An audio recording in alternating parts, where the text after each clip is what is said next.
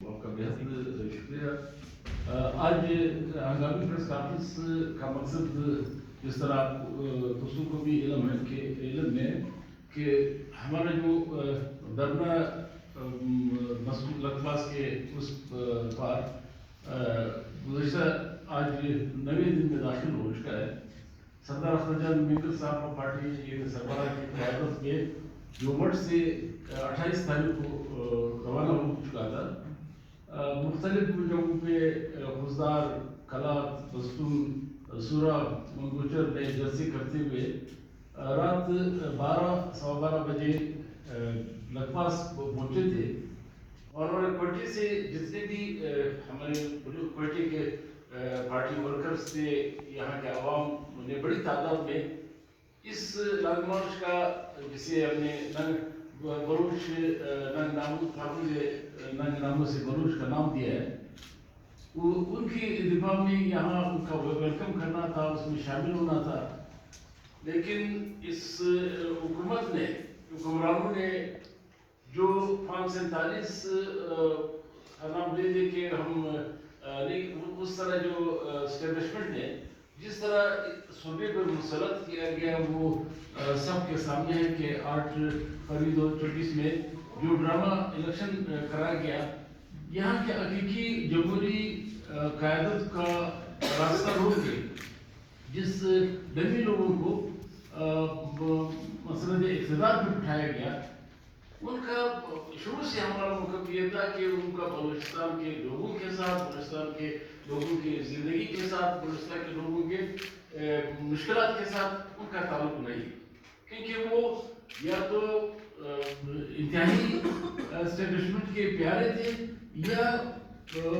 وہ پیسوں سے سیٹ خرید کر کے وہ اس اسمبلی تک پہنچے۔ انہوں نے صرف اور صرف وہ پیسے کمانے تھے، اور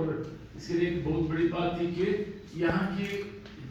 وہ سیاسی جمہوری پارٹیاں، سیاسی قیادت جو سالوں سال سے جدید کرتے چلے آ رہے تھے، ان سب کا راستہ روک کے ان کو یہاں بٹھایا گیا مسلط اقتدار پہ۔ ان سے ہم گرا نہیں کرتے، کیونکہ بلوچستان کو ہمیشہ اسٹیبلشمنٹ میں اپنے ہی بندوں سے چلایا ہے۔ 70-74 سالوں میں جو بھی گورنمنٹ آئی ہے، اصل حکومت اسٹیبلشمنٹ کی رہی ہے، پیچھے وہ بیٹھے ہیں، اور اب تو یہ ہے کہ اوپنلی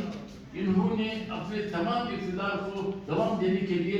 ڈسٹرکٹ لیول پہ بھی اپنے بندے بٹھا دیے، یعنی اب یا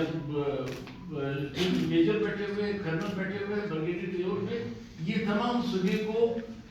اس کے ذریعے چلایا جا رہا ہے، جو رزلٹ ہمارے سامنے ہے۔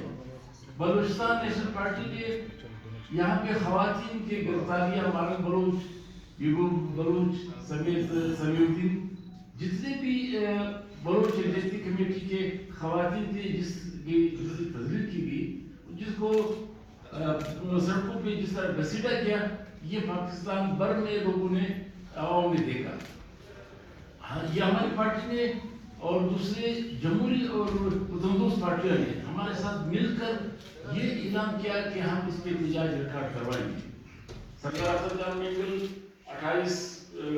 تاریخ سے جو اس مارچ کا قیادت کرتے ہوئے انہیں روکا گیا مسعود لکواس کے ساتھ، اور ایک بڑی پولیس ڈالی گئی اور کنٹینر لگائے گئے۔ جب ہم ووٹ سے نکلے تو انہوں نے بڑی کوشش کی کہ کہیں نہ کہیں یہ تصادم ہو۔ انہوں نے اشتیاق دلایا کہ ہمارے ورکروں کو، ہمارے لوگوں کو جو مارچ میں شامل تھے، لیکن ہم نے تھوڑا سا کوشش کی کہ یہ تصادم کا راستہ روکا جائے۔